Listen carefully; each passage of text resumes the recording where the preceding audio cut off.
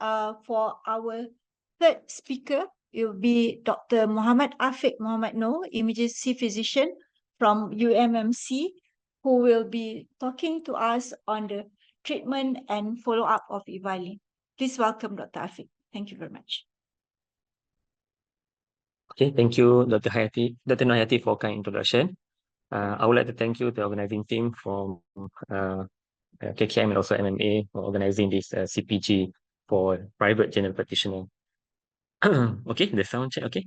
Right, okay. Assalamualaikum and good afternoon, everyone. My name is Dr. Muhammad Afiq bin Muhammad Noor, emergency physician from Pusat Perubatan Yusri Malaya. So now we will proceed to the next topic in our CPG management of EVALI to discuss on the treatment and follow-up. Okay. Okay, so the objective of this chapter is to learn the treatment option available for EVALI in general practitioner setting.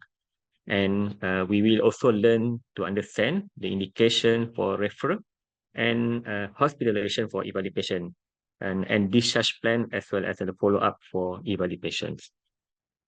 So the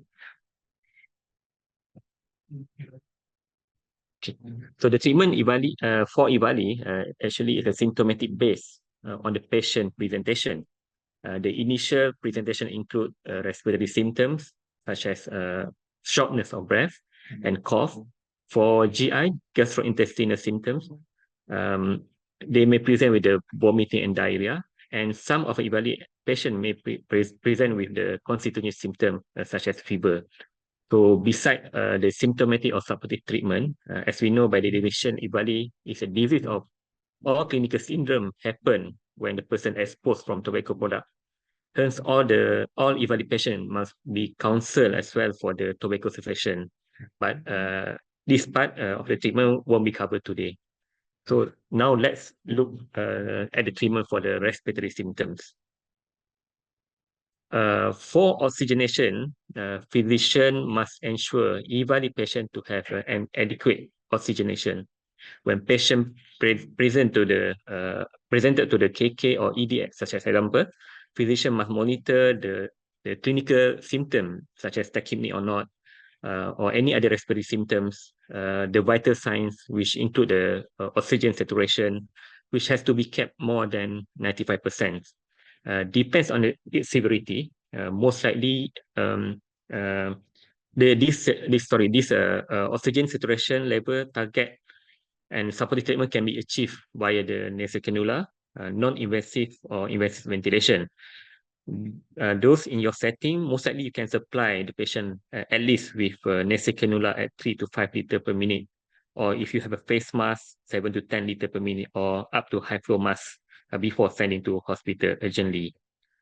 Zoe et al. In his cross-sectional study of 36 patients, among them, 64 patients required supplemental oxygen therapy during the admission, with 20% of them on mechanical ventilation. This is to highlight that there is a wide spectrum of clinical presentation from the mild to severe symptom on the respiratory issue, depending on the exposure, host factors, concurrent illness, and maybe comorbidities as well. For those presented with the GI or any constitutional symptoms, they are treating accordingly based on the severity of the symptoms. Okay, now let's move on the indication for referral and admission for EVALI patients. In view the challenges in the diagnosis for EVALI,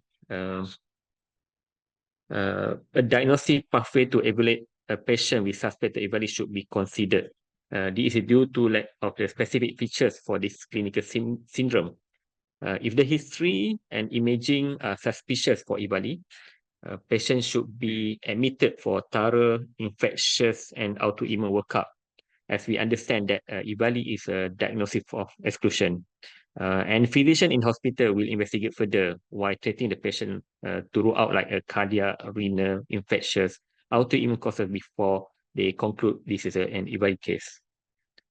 In a local setting, history and chest X-ray are sufficient as an initial workup at the primary care level on suspected EVALI cases. Early follow-up within 24 or 40 hours post-discharge is essential due to the considerable degree of rehospitalization and death among those with comorbidities. All EVALI patients should be referred to emergency department or medical outpatient, depend on the severity of the patient. For my cases, you may refer to medical outpatient clinic. Either it's an urgent or early appointment within 24 to 48 hours. And you should obtain that appointment date. However, for moderate to severe presentation, please immediately refer to the nearest emergency department. Hospital admission is highly recommended for patients with this condition. They have the presentation in the presentation they are decreased with the oxygen saturation level less than 90% on room air.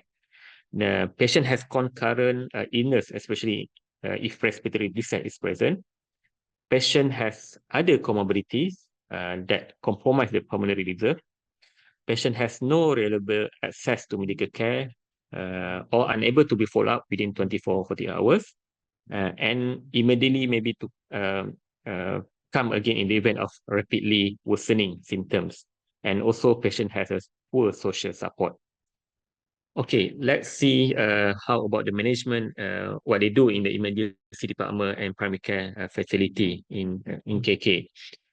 In emergency department, determining the need for hospital admission requires careful clinical judgment by the emergency physician due to high risk of rehospitalization, as well as the mortality among the EVALI patients, as presented in the previous study by the RD et al. In the previous EVALI episodes, outbreak in US in 2020.